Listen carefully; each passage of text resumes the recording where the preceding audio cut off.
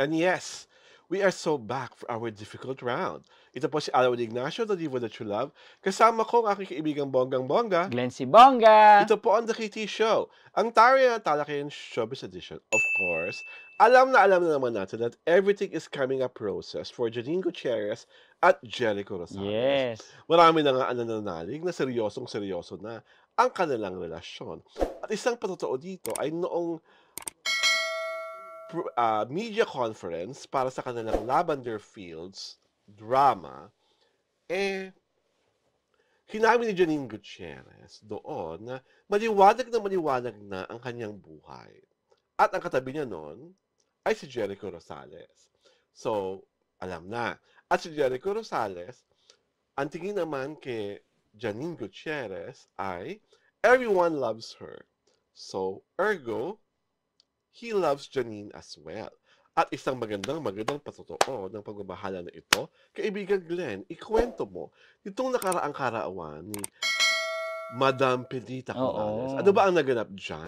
Yun nga, parang ganong katanggap na ng pamilya ni Janine ang si Jericho dahil kasama siya sa nung birthday ni Miss Pilita Ng Corrales. kanyang mamita. Oo, nakipag-bonding sa family na talagang kumbaga hinarana pa ni Jericho si Miss Pilita Corrales, 'di ba? Kaya talaga namang talagang makikita mo yung makikita mo kung gaano ka-close na si Jericho ngayon dahil siyempre hindi siya maimbitahan sa ganong family event, 'di ba?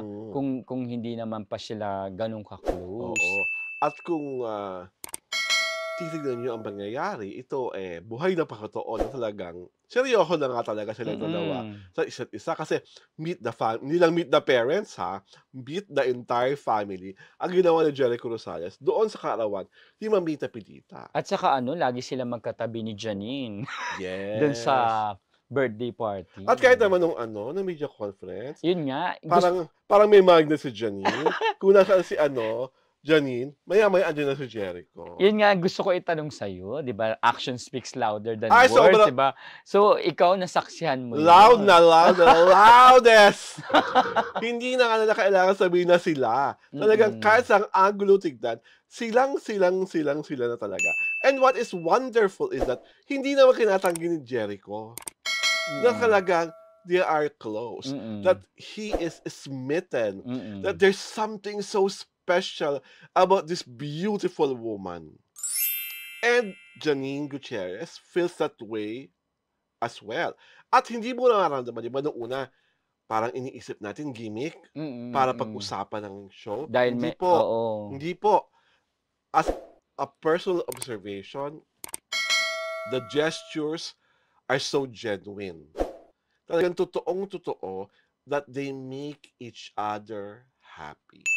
At it's so wonderful to actually hear it from Janine na sabi niya nga, maliwanag na kasi ngayon.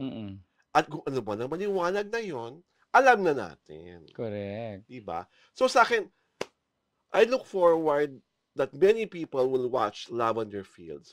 Kung ano man po yung mga agam-agam nyo na this is just another revenge movie with a powerhouse cast, please, i-erase nyo na po yan sa inyong mindset. Isa po ako sa mga nakapanood nung cinematic compressed version of the pilot week.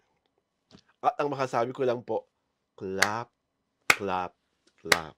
Hindi lang slow clap, clap, clap, clap, clap, clap, clap. At saka gusto ko abangan talaga at panoorin si Janine dito kasi first time niyang gaganap na kontrabida, 'di ba? Nakakaloka siyang kontrabida. Pagka-husay-husay.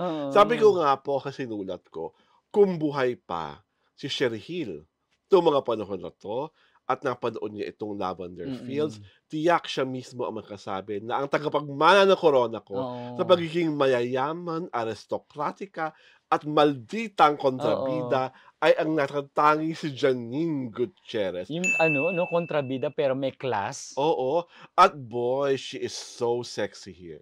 Napaka-sexy niya po talaga. At talagang pag tumingin siya talaga, pag umirap, at pag nagsalita in English, alam mo talaga, alta to the highest level. At higit sa lahat, she is really this woman, as Iris, she is a woman na tung pagmamataray, tung pagiging quote-unquote salbahe is all a facade kasi ang laki-laki ng insecurity niya. Kung bakit siya insecure sa relasyon nila ni Tyrone, Mm. which is the character of Jericho Rosales in the series, malalaman niyo po pag inyong pinanood. At isa pang you will say, bless you ang paghusay-husay mo. Siyempre pa, Jody Santa Maria. Oo naman. Pag nakita Given niyo na po, talaga sa yun. trailer, di ba, nakikita niyo po, Mm. ibang-iba po siya nung siya ay si Jasmine. Yung simpleng babaeng nag-aalaga lang ng mga Ng mga bulaklak. bulaklak. Hanggang sa nakilala niya si Arthur, Napitas siya. nang napitas ang kanyang flower ni Arthur. At yung kanyang dramatic transformation para maging si Lavender Fields. Ang dami-dami pong magagandang elemento sa Lavender Fields. At isa pang gustong-gusto ko i-congratulate. Ang Lavender Fields po ay isang patotoo that there are no such thing as small roles. Correct. Only small actors. Na kahit napakaikli ng role mo, pero nagampanan mo ng mahusay. Taka-taka. Pag napanood niyo po ito, sasabihin niyo tayo, tama si Alwin na mahusay si Lotlot de Leon. Naman. Tama si Alwin na mahusay si Marcus Patterson. Tama si Alwin na mahusay si Tor Reyes. Tama si Alwin na kahindik-hindik talaga si Victor Neri. Ilan po lang yan sa mga small actors na ang huhusay. Di how much more pa yung mga gaya nila Inay Maria. Yun nga, isa sa inaabangan ko yung dynamics ng karakter ni Inay Maria. Albert Martinez at saka syempre ni Edu Manzano, yes, diba? Iba ang gravitas at husay na ibinigay nila sa mga katauhang assigned sa kanila. At ang ganda-ganda ng dynamics ni Maricel Soriano at ni Jody Santa Maria. This is something that you must watch. And not because, kasi kahit ako personally, ang agam-agam ko is this is just another revenge. Bagong This is just another revenge. Lumang bago. Bagong luma. But when I saw it, all my doubts were erased. Hindi po to bola ha. Manalig po kayo na talagang isa po ito sa pinakamagandang proyekto mula sa Dreamscape, ang Lavender Fields. At ang super bonus dito ay the fact na kung sa totoong buhay, nagmamahalan si Jericho Rosales at si Janine Gutierrez sa soap po, they are in a very unhappy marriage. Correct. Kitang-kita yun. Kahit sa teaser trailer pa lang, diba? Ang napaka-unhappy po ng marriage nila for two people who are so in love to act na parang they hate each other to the very core. Diba may pa-annulment na nga, diba? Oo. Grabe po. Grabe. Dapat yung palakpakan dito si Jericho Rosales. Sabi ko nga, again, sa sinulat ko, si Jericho Rosales po, ang pinakamahusay na aktor sa kanyang henerasyon. Pag napanood niyo po si Jericho Rosales dito, tatlong bagay lang ang makasabi niyo. Sino si Fiona Pascual? Makakalimutan mo.